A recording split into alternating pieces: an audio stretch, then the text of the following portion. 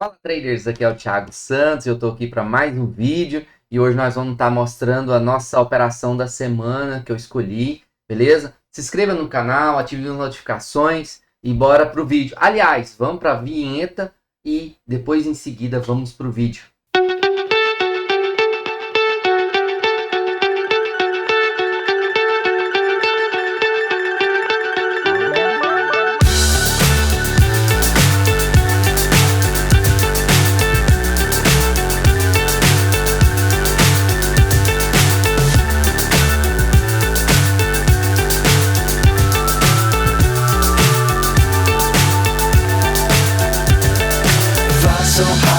Galera, como eu falei, nós vamos estar falando aqui agora sobre essa operação aqui no GBP USD, beleza? Essa operação aqui eu fiz ela numa esquemática olhando o nosso DXY, beleza? Através do DXY eu vi a oportunidade de estar fazendo uma compra no GBP USD. Essa operação aqui ela foi no dia 29 de agosto, já tem uns dias, mas só agora resolvi mostrar para vocês porque a esquemática dela foi bem interessante, beleza? Diminuir a luz, né? Então acho que ficou um pouquinho melhor, beleza? Ficou um pouquinho melhor aí para vocês? Dá uma olhada aí, tá bom? Então, essa operação aqui, eu visualizei ela lá no DXY, né? Vamos abrir o DXY aqui também. Abrir ele aqui. Deixa eu abrir, ligar uma iluminaçãozinha aqui melhor, para ficar um pouquinho melhor aí para nós todos, né? Melhorar aí para vocês também, beleza? Galera, o DXY, vamos aqui, né? Isso aqui é o nosso DXY, para quem não conhece, é o índice do dólar, né? Essa operação aqui, ela foi toda esquematizada no DXY e eu fiz a entrada. Logicamente, fiz a análise lá no XAU USD, ou no GBP USD também. Porém, a base dela foi aqui no DXY. Por quê? Porque o DXY, galera, ele é um ativo. Estou mexendo em tudo aqui hoje.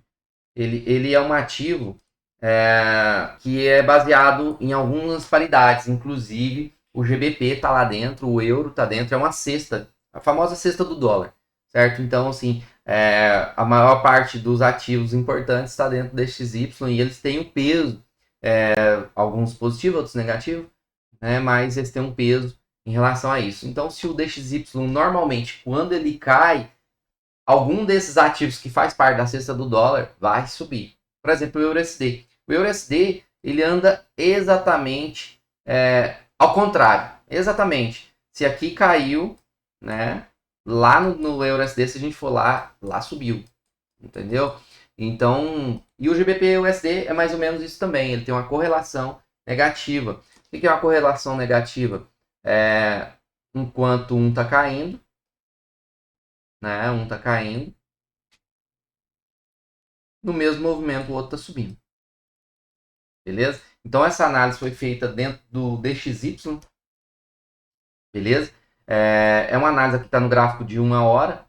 Vou colocar aqui, vou cortar o gráfico. Hoje eu estou todo atrapalhado. Vou cortar o gráfico bem aqui, para a gente entender um pouco melhor e quando a gente alterar o time aqui não sumir da tela. Beleza? Então ela aqui tem um order block de H1, só que eu refinei ele para um de 15 minutos, se não me engano.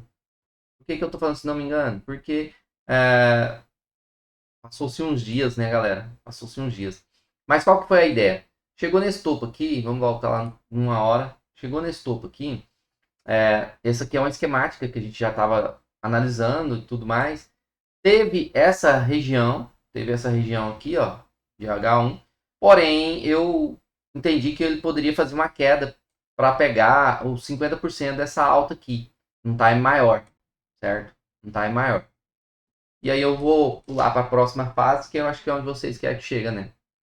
Então eu identifiquei esse order block aqui, né, que já estavam quebrando estrutura num time menor, que seria os 5 minutos, estava quebrando estrutura. Ok? O que é a quebra de estrutura? São os rompimentos de continuidade ou de mudança de característica, certo?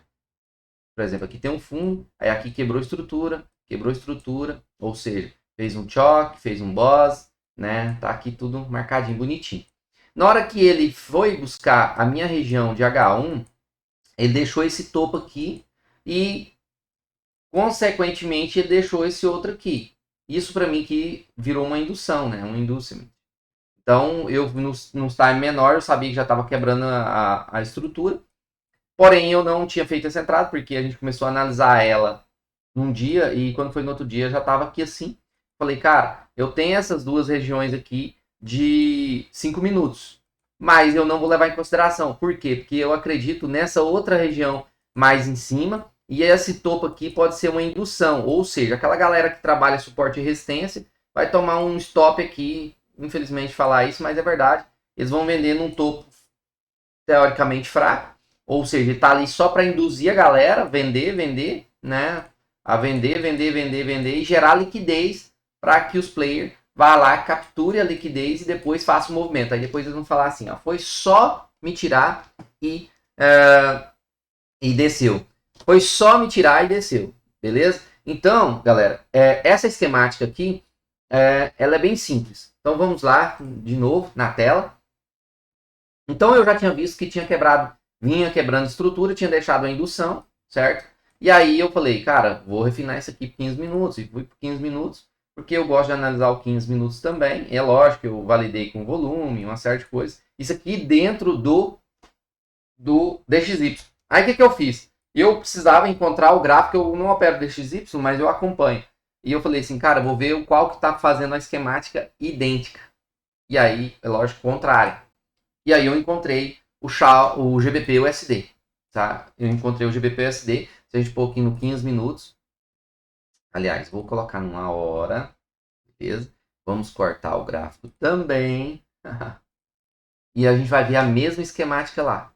Nós vamos pôr no 5 minutos, e nós vamos ver que dentro dos 5 minutos, aqui já começou as quebras também.